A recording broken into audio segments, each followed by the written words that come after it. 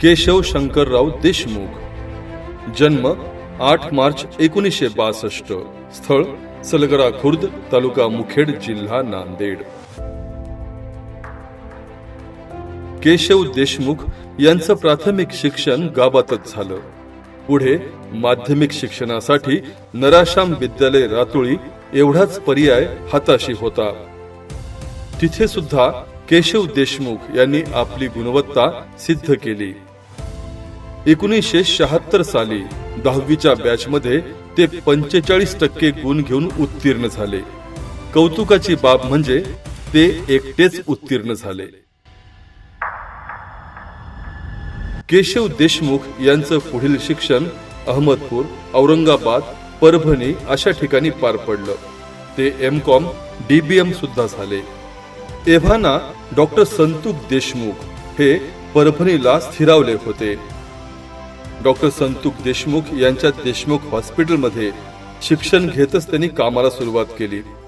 1985 मध्ये मोसिकॉलमध्ये ते नोकरीस लागले. महाराष्ट्र राज्य तेलबिया वाणिज्य व औद्योगिक मंडळ यामध्ये लेखा विभागात ते प्रमुख म्हणून कार्यरत राहिले. सन 2010 मध्ये त्यांनी स्वेच्छानिवृत्ती स्वीकारली.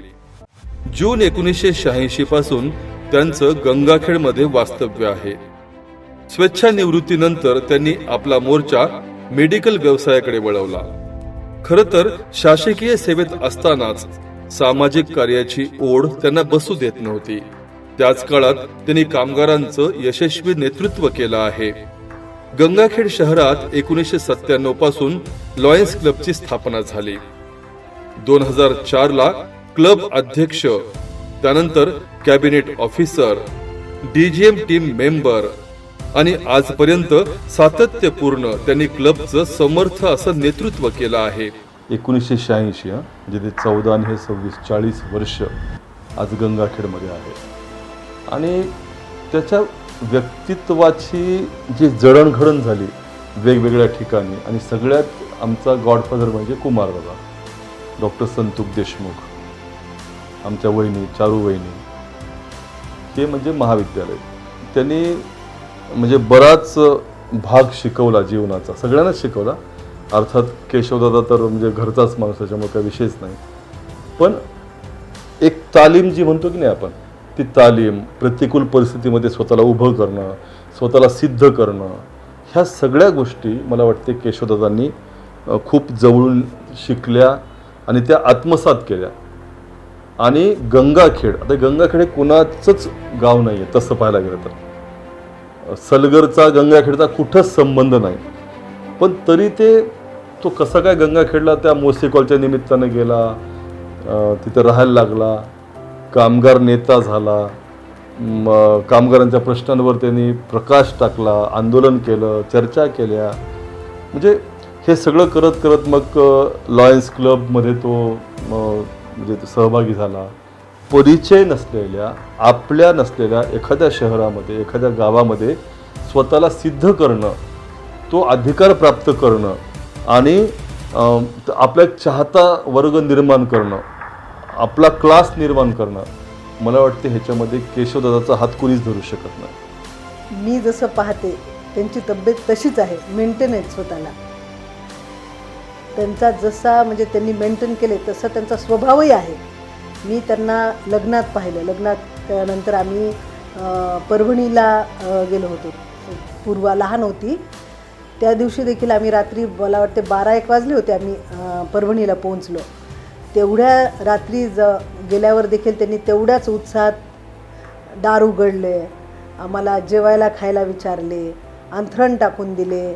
म्हणजे मी जितके वेळेस भेटले त्यांना तितके वेळेस त्यांनी असं कसुभरसुद्धा चेहऱ्यावरचा त्यांचा जे उल्हास ते कमी दिसला नाही.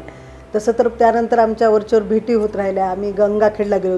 गंगाखेडला गेल्यानंतर नुसतं कळालं जरी की आम्ही आलोत की लगेच त्यांचा फोन, मग तू इथे ये, किती वाजता यायलास, घरी आलो तर काय खायचं आहे तुम्हाला, ते फळं घेऊन येणार वेगळे, दूध घेऊन येणार, मग काय खातीस, जेवण कर.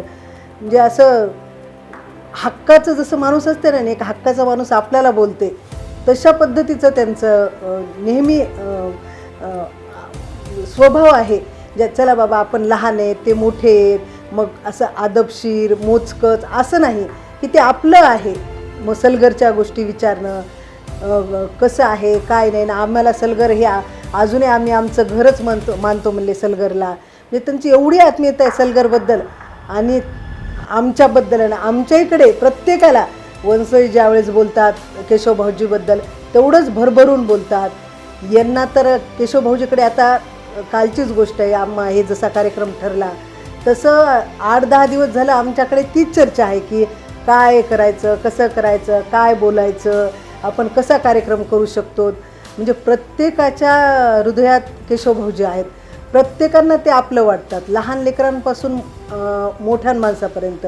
माझ्या लेकरांनासुद्धा अगोदर त्यांना माहीत नव्हतं गंगाखेडला यायचं, बाबा तुम्ही कुठेही आम्हाला सोबत नेतात. पण जसं 1-2 भेटी झाल्या, लग्न झालं अनिकेतचं ते किंवा चोळीचा कार्यक्रम म्हणा, पण लेकरांना असं निघेपर्यंत, लेकरं गाडीत बसेपर्यंत केशवभाऊजी हे त्यांच्या आजूबाजूलाच फिरणार लेकरांच्या बाबतीमध्ये.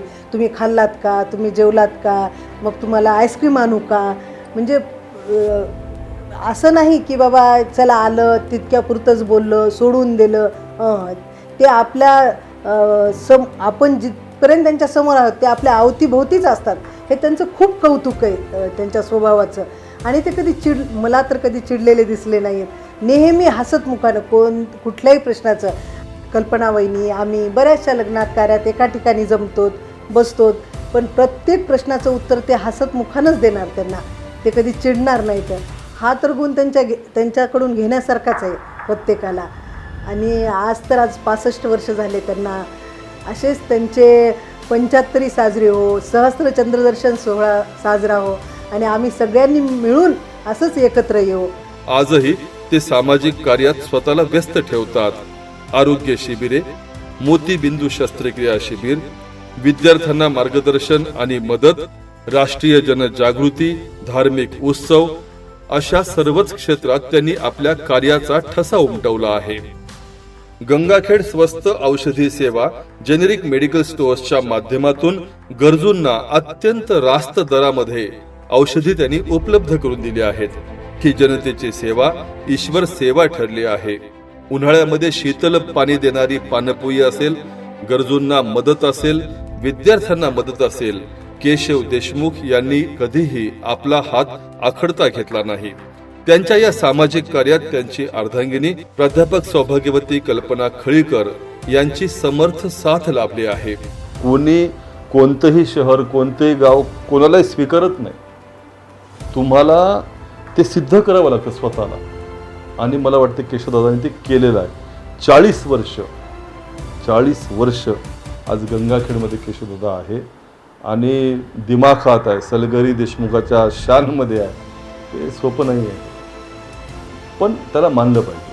त्याची शिकण्याची प्रवृत्ती असेल, त्याचा अभ्यास असेल, त्याचं चिंतन असेल, डिझास्टर मॅनेजमेंट त्याच्याकडे जे आहे त्याचा वापर असेल, घर कुटुंब. खळीकर मॅडमसोबत जेव्हा लग्न झालं तेव्हा केशवदादा पहिल्यांदा सलगरला आला होता. असं छान हातात हात घेऊन केशवदादा वहिनीसोबत. आणि माझं सहज एक गाणं निघून गेलं, इब्तिदाई इश्क में हम सारी रात जागे, अल्लाह जाने क्या होगा आगे. लहान होतो. केशवदादा माझ्याकडे फटकराचा वळून म्हणला, काय काय काय म्हणलं, काय नाही गाणं. तर पण चिडत नव्हता. म्हणजे असा एक बदला घेणे, अबोला धरणे, रागराग करणे, आपण असते ना रुसून बसणे, फुगून बसणे, नाही. संवाद, डायलॉग आणि त्या संवादातून फॅमिली एक ठेवणे, एकत्र ठेवणे. एक साधी गोष्ट सांगतो मी. पूर्वा गिटार शिकत होती. आता आमच्या परवाचीच गोष्ट आहे. मी सहज म्हणलं, अरे गिटार हो म्हणलं आहे, म्हणलं ते अक्षयची आहे. म्हणलं कसं काय, म्हणलं पूर्वा शिकते. म्हणलं अरे क्या बात आहे. लगेच ते गिटार काढून देणं आपल्या हातामध्ये घेऊन झाले कृषी शिकल म्हणून. आता पुन्हा पूर्वा शिकली नाही हा भाग वेगळा आहे, पण त्यांनी गिटार देऊन तो मोकळा झाला त्याच्या जबाबदारीतून. म्हणजे अंगावरचं काढून देणे, लोकांची संकट हरणे, लोकांना मार्गदर्शन करणे, त्यांना उभं करणे, मदत करणे, त्यांचा उत्साह विश्वास वाढवणे, ह्या सगळ्या क्वालिटीज जर बघितल्या तर केशव देशमुख मला वाटते नंबर 1 ठरतात आणि त्यांचा आम्हाला अभिमान आहे. त्यांची दोन्ही मुले अक्षय आणि अनिकेत आज मोठ्या पदावर कार्यरत आहेत. अक्षय नायजेरियात तर अनिकेत भारतात राहून आपल्या वडिलांचे संकल्प पूर्ण करीत आहेत. आज केशव देशमुख यांची 65 साजरी होत आहे. 65 वर्षांचा जीवन प्रवास अतिशय संघर्षमय राहिला आहे. स्वतःचं अस्तित्व उभं करण्यासाठी त्यांची धडपड ही नेहमीच मार्गदर्शक ठरणारी आहे. या 65च्या सोहळ्यानिमित्त त्यांना दीर्घ आयु आरोग्य लाभो याच हार्दिक शुभेच्छा.